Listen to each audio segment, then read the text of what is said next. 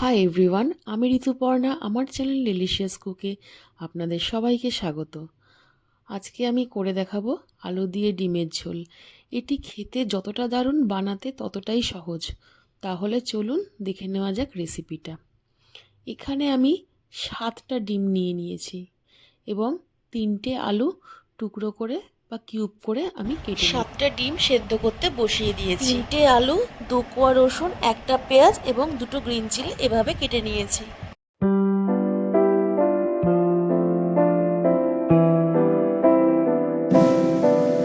আমার ডিমটা এখানে সেদ্ধ হয়ে গেছে।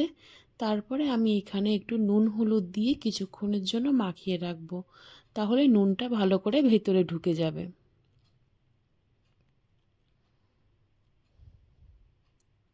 তারপরে আমি এখানে গ্যাস জ্বালিয়ে কড়াই বসিয়ে দিয়েছি গরম হতে। কড়াই গরম হয়ে গেলে এখানে আমি 4 টেবিল স্পুন মাস্টার্ড অয়েল দিয়ে দেব। মাস্টার্ড অয়েল গরম হয়ে গেলে তারপরে আমি একে একে এখানে ডিমগুলো ছেড়ে দিচ্ছি। দেখুন ডিমগুলো খুব সুন্দর আমার ভাজা হয়ে গেছে, লাল লাল করে এখানে ভেজে নিতে হবে। ভাজা হয়ে গেলে এবার আমি ডিমগুলো এক এক করে তুলে নেব।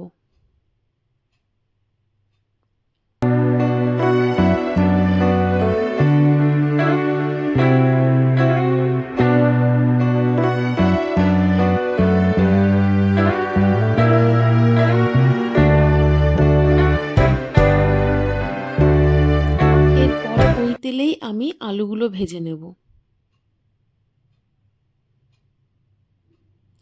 আলুগুলো ভালো করে লাল লাল করে ভাজতে হবে, যাতে দেখতে সুন্দর লাগে এবং খেতেও খুব দারুণ লাগে। আলু লাল লাল করে ভাজলে যে কোনো সবজিতেই আলু খুব ভাল লাগে খেতে।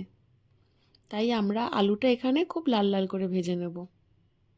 একটু নুন হলুদ দিয়ে অবশ্যই ভাজতে হবে।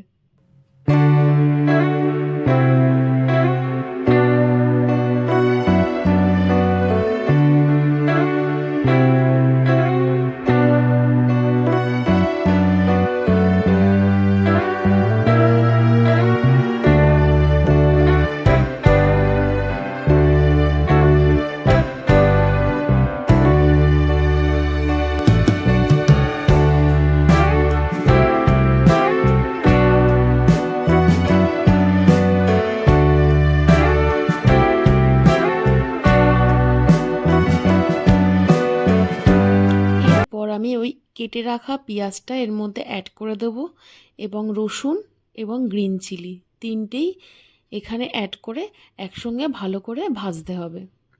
পেঁয়াজটা যাতে লাল লাল হয় সেরম করেই আমাদের ভেজে নিতে হবে খুব ভালো করে।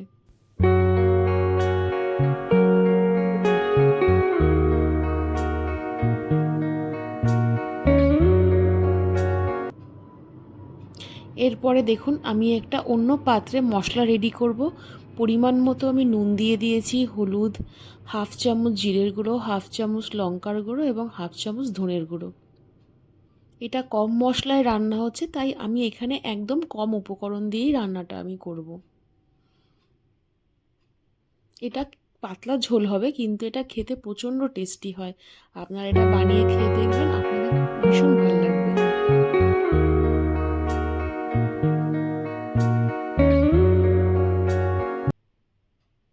দেখুন পেঁয়াজটা আমার খুব সুন্দর লাল লাল করে ভাজা হয়ে গেছে।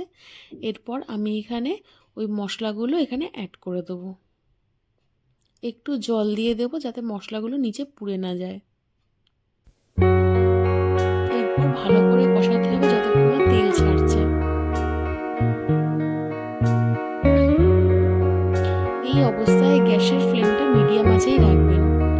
এরপর আমি এখানে হাফ চামচ মতো একটু টমেটো কেচাপ অ্যাড করে দিলাম।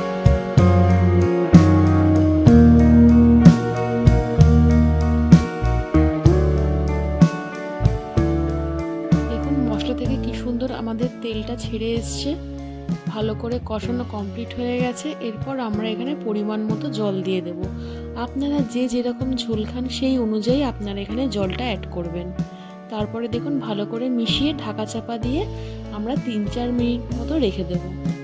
এই অবস্থায় গ্যাসের ফ্লেমটা মিডিয়াম আঁচেই রাখতে হবে।